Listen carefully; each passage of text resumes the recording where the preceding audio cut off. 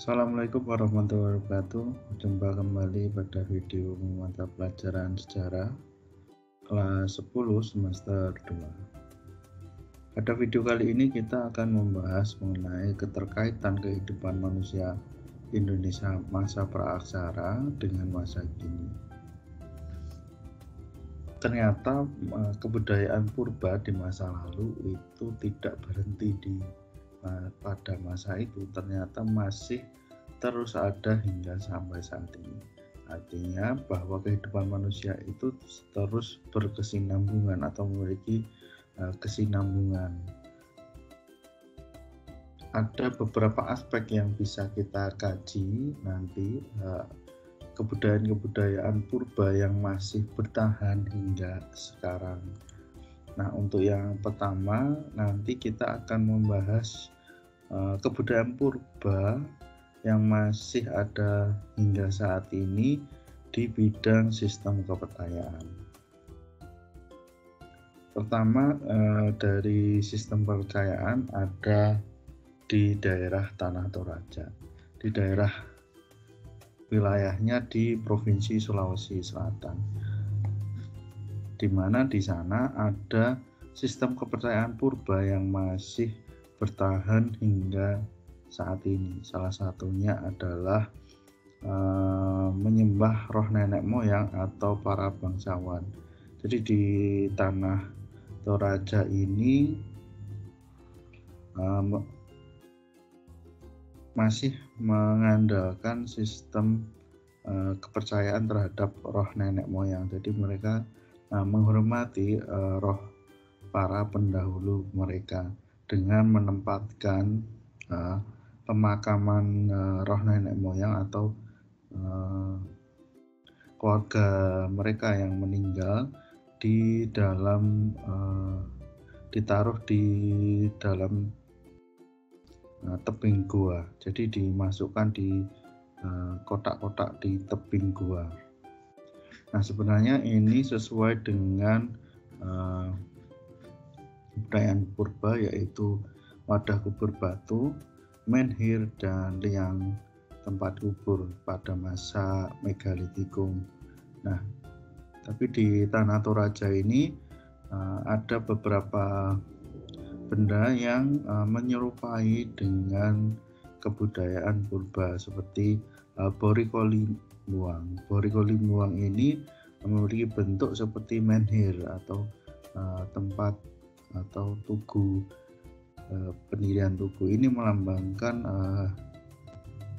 kepercayaan terhadap roh nenek moyang mereka. Kemudian ada juga wadah kubur dari batu. Jadi orang-orang Tanah Toraja yang meninggal itu ditaruh di dalam kubur batu, kemudian diletakkan di tebing-tebing batu di sekitar goa.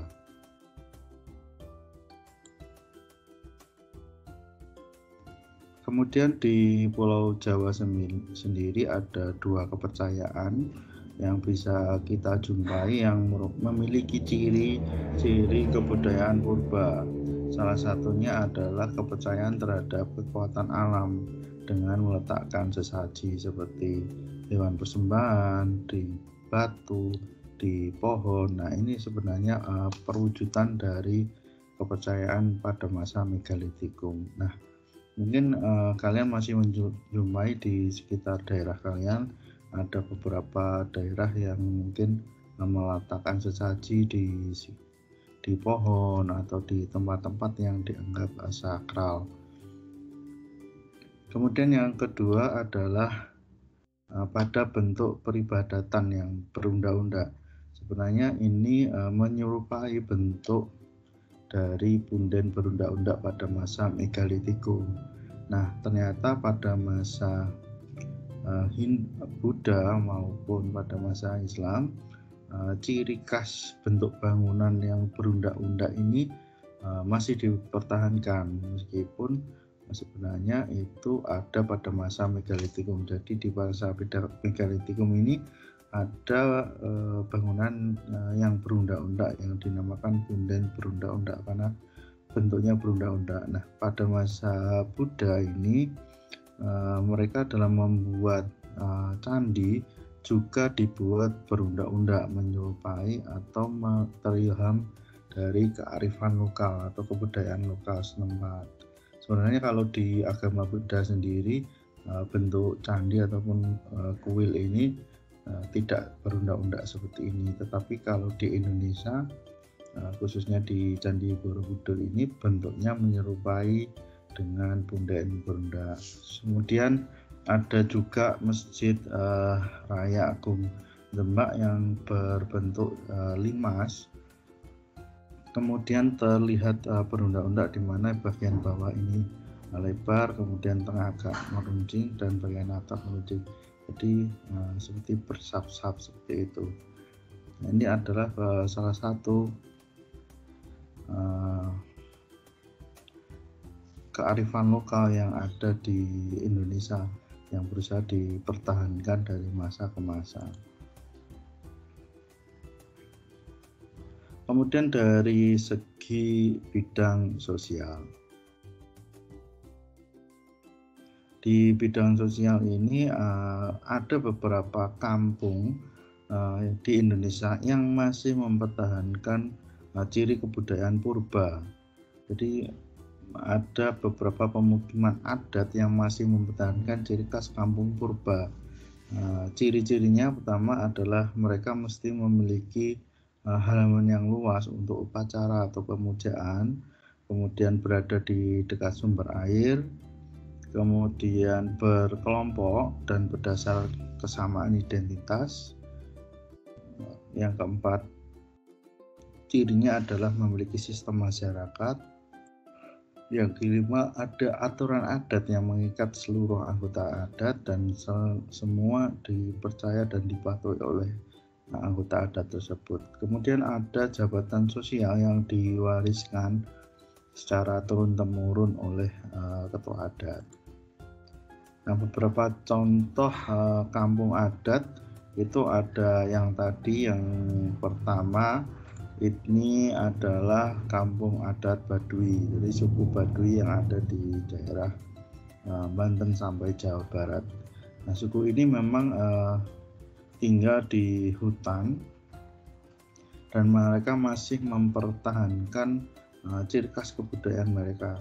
Ada Baduy dalam, ada Baduy luar. Kalau Baduy dalam, mereka masih otentik dan jarang berkomunikasi dengan masyarakat luar. Mereka masih belum mengenal handphone, pendidikan, dan lain-lain. Mereka hanya hidup mengandalkan alam. Kemudian ada Baduy luar yang mulai berkomunikasi dengan masyarakat di luar. Kemudian ciri khas perkampungannya pun masih seperti kampung purba, ada lumbung padi, kemudian bentuk rumahnya ini rumah panggung, kemudian atapnya dari jerami. Mereka hidup di sekitar aliran sungai seperti itu. Jadi mereka mempertahankan ciri khas kampung purba mereka. Kemudian yang kedua ada kampung adat Bena di Nusantara Tenggara Timur. Nah, kampung ini menjadi warisan UNESCO dan sudah ditetapkan sebagai kampung purba karena di sini benar-benar otentik kehidupan masyarakat di sana seperti kehidupan masyarakat purba pada waktu. Jadi mereka memiliki lahan luas, kemudian tempat untuk menyimpan makanan, kemudian rumah mereka berbentuk panggung, kemudian atapnya limas, kemudian ada tempat-tempat pemujaan seperti ini menhir, kemudian nanti ada meja batu juga ada. Kemudian yang ketiga ada suku Mentawai di Kepulauan Mentawai. Mereka salah satu suku endemik yang ada di Indonesia, tepatnya di Sumatera, di sekitar wilayah Sumatera di Kepulauan Mentawai. Mereka masih otentik sebagai kampung yang merupakan adat purba mereka. Kemudian di bidang hasil budaya,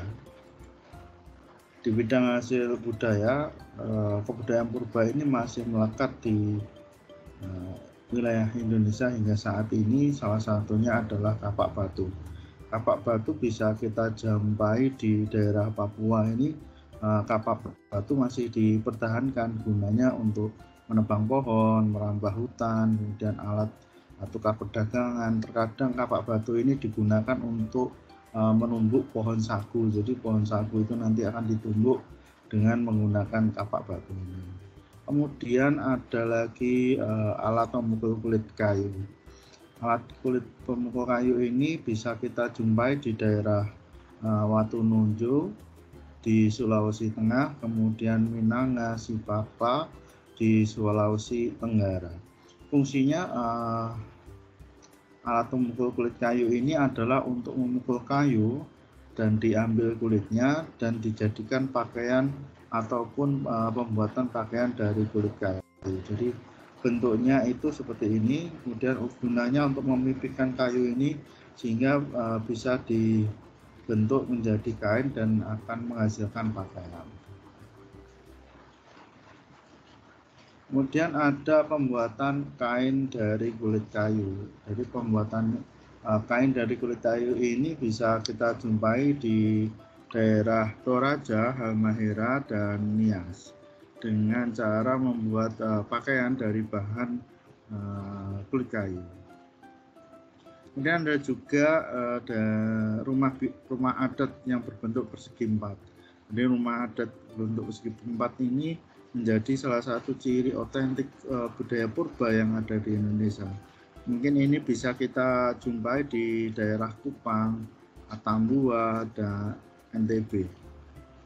Gunanya tempat ini biasanya yang untuk tempat tinggal, selain itu juga terkadang dipergunakan untuk upacara adat. Kemudian ada folklore. Folklore ini adalah cerita masyarakat atau petuah masyarakat. Folklore ini menyebar ke seluruh Indonesia, menceritakan warisan secara turun-temurun dan menjadikan petuah bagi generasi selanjutnya. Kemudian ada juga pembuatan gerabah tembikar. Untuk kebudayaan ini, budaya purba ini bisa kita ingat budaya tembikar ini disebarkan oleh bangsa Sahyun. Nah, kebudayaan tembikar ini ternyata menyebar ke seluruh Indonesia dengan cara membuat tempat makanan atau minuman ataupun menaruh barang yang terbuat dari tanah liat. Kemudian di bidang ekonomi mata pencarian. Di bidang pertanian, budaya purba yang bertahan dan masih bisa kita jumpai adalah terasering, yaitu pembuatan tanah yang dibentuk berundak-undak. Ini fungsinya adalah untuk mencegah erosi tanah di daerah persawahan, digunakan pada masa megalitikum dengan cara berbentuk berundak-undak. Kemudian di bidang pertanian selanjutnya ada penanggalan masa tanam atau penanam padi. Pada masa ini memang ada sebuah penelitian yang dilakukan mahasiswa dari UGM yang berusaha membuktikan bahwa Candi Borobudur itu dipergunakan untuk masa penanggalan pertanian, dan hasil penelitian itu berhasil menyabet emas di ajang lomba penelitian internasional pada waktu itu. Jadi dari teori penelitian dari mahasiswa UGM ini menyatakan bahwa matahari Candi Borobudur itu bisa dijadikan sebagai penanggalan masa tanam, di mana caranya adalah melihat sinar dari matahari. Jadi sinar matahari yang mengenai stupa atau atap bagian atas candi, bagian nanti akan menimbulkan bayangan. Nah, bayangan tersebut nanti akan tepat mengarah pada titik tertentu. Nah, misalnya berada di titik sini berarti ini menandakan musim ini. berada di titik ini berarti nanti akan menandakan musim.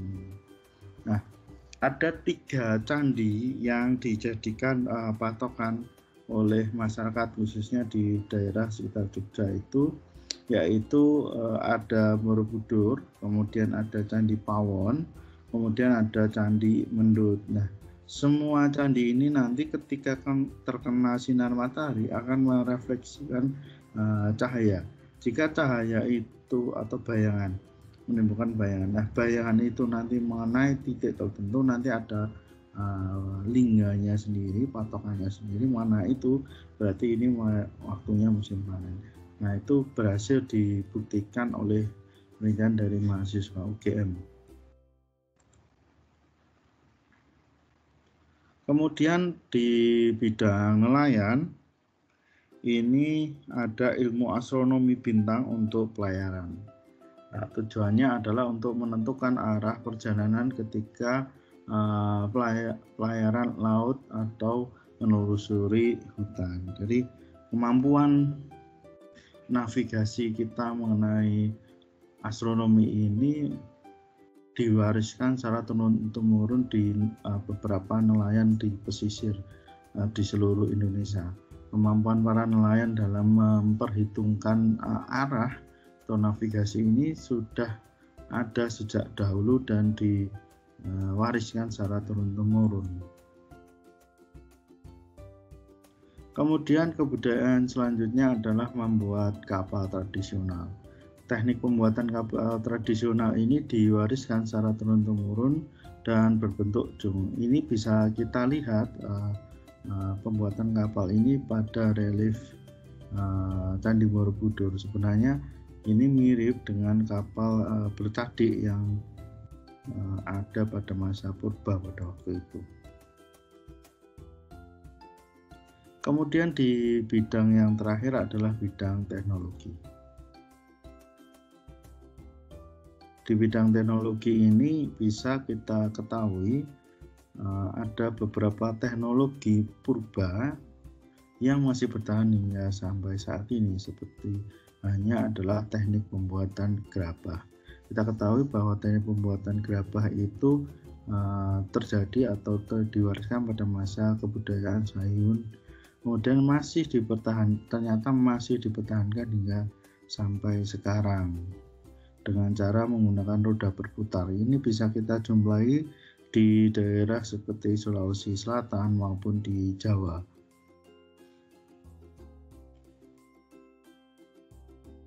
Kemudian teknik percetakan logam perunggu. Ini dengan menggunakan cetakan dari tanah liat. Ini masih bisa kita jumpai di daerah Bantul, Sleman, Yogyakarta. Kemudian astronomi pelayaran. Ilmu pelayaran dan navigasi laut ini masih kita jumpai di seluruh nelayan yang ada di Indonesia. Mereka tidak perlu sekolah pelayaran sampai universitas, tidak perlu, tapi mereka sudah mengetahui bagaimana menentukan arah dan kapal ketika mereka belayar di laut. Karena kalau kita belayar di laut, tidak ada rambu-rambu lalu lintas di sana. Di sana hanya ada air yang nampak dan mereka harus menentukan koordinat mereka untuk sampai ke pulau tujuan. Nah, itu biasanya mereka menggunakan navigasi atau pelayaran. Kalau pelayaran internasional, kapal-kapal yang modern ya mungkin sudah ada GPS, tapi sebagian besar nelayan kita ini kan masih menggunakan kapal tradisional yang terkadang masih belum dilengkapi GPS. Nah, dalam melakukan pelayaran mereka pasti menggunakan ilmu navigasi ataupun astronomi yang mereka gunakan untuk belayar di lautan. Kemudian teknik pembuatan kapal tradisional. Teknik pembuatan kapal ini bisa kita jumpai di daerah Jawa, itu ada kapal Jung, kemudian di daerah Makassar ada kapal ijon ataupun penisi, di daerah Juwono, Lamongan, di Jawa itu ada beberapa daerah yang menjadi sentral penghasil kapal besar, seperti di daerah Juwono, Jawa Tengah, kemudian ada di Lamongan. Itu saya pernah mengunjungi beberapa home industri pembuatan kapal yang dibuat oleh masyarakat sekitar. Rata-rata saya tanya mereka, pengetahuan mengenai pembuatan kapal ini dilakukan secara turun-temurun atau diwariskan dari ayah mereka ataupun kakek mereka. Jarang mereka mendapatkannya dari sekolahan ataupun universitas. Jadi mereka membuat kapal, ya perhitungannya, cara teknik pembuatannya mereka belajar diwariskan dari orang tua mereka.